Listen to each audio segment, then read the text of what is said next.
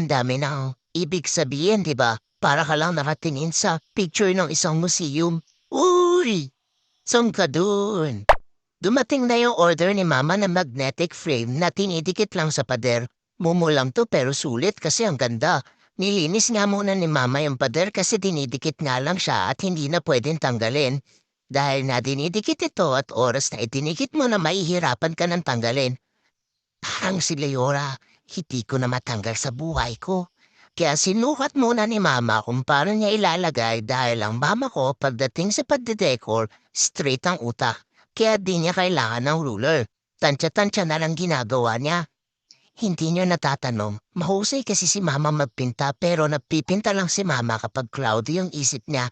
Malungkot at marami siyang iniisip na nakakapagkagagabag, nakakapagpaganagabang, nakakapagpananggalagalag, nakakapagpalagalagalag, nakakapagpakalakapagagag, nakakapagpakakabag. Ay, yun na yun, basta yun na yun. Yun nga. Ay, di ko na tuloy alam yung sasabihin ko. Ayun, dun tayo, balik tayo sa kwento ko. Kaya hindi siya madalas nagpipinta kasi ginagawa lang niyang escape ang pagpipinta. Anyway, sa mga nagtatanong, mura lang to nabili ng mama ko ng 31 pesos each. Ganto nga yung binili ng mama ko kasi ilalagay malapit sa mga lalagyanan ng mga laruan ko na inangkin na ni Leora. Pag daw kasi yung frame na babasagin baka biglang bumaksak. Saktong nandun kami tapos mabasag, tapos matamaan kami, tapos matusok kami, tapos duguin kami, tapos i-emergency kami. Ay, sorry. Parang kung saan na ako napunta. Ayun lang, safety lagi kasi ang iniisip ni Mama para sa amin. Minsan nagkakamali ang mahalaga natututo. Ay, ano ba yun? Kung saan na napunta pang pag nataputak. Pag nanarate ko, wala na rin naintindihan. Kaya madalas ayoko nagnanarate kasi ang bulol-bulol ko eh. Tapos si Mama pilit pa ng pilit sa akin, ako na lang daw magnarate, ako na lang daw mag-voice over kasi pagod na siya. Sakit pa naman pinasa yung obligasyon. Kainis.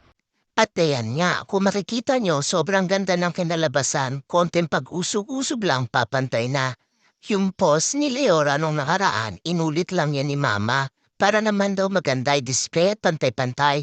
Ang kagandahan pa sa frame na to, pwede niyang palitan yung ilalagay niyo sa loob pero in this case, wala nang palitan yan.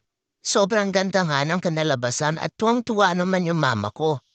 Perfect place, perfect spot, perfect display, perfect frame, perfect ass, char.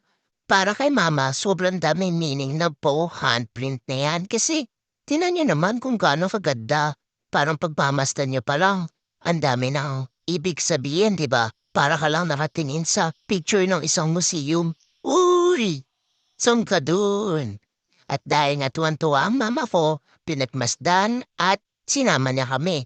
Kaso kami naman, di naman namin nakikita kasi masyadong mataas. Tapos maliwanag pa, hindi talaga namin makita. Kaya ang ginawa na lang namin ni Leora, binugbog na lang namin si Mama. Nagharutan kami, nagkagatan kami, naghilahan, nagsipaan. Dinamay namin si Mama, kinagat-kagat din namin si Mama. Tapos sabi ni Mama, stop. Si Leora naman, tinumba naman si Mama. O diba, kinagat-kagat pa ni Leora yung buhok ni Mama na yan, o. Tignan niyo naman kung gaano kagaga. Ako pinipigilan ko kasi ayoko masaktan ng mama ko. Ako lang ang dapat manakit sa mama ko. Sure. Hanggang dito na lang po ang pagbo-voice over ko kasi pagod na pagod na ako magtrabaho. Gusto ko na matulog. Bye!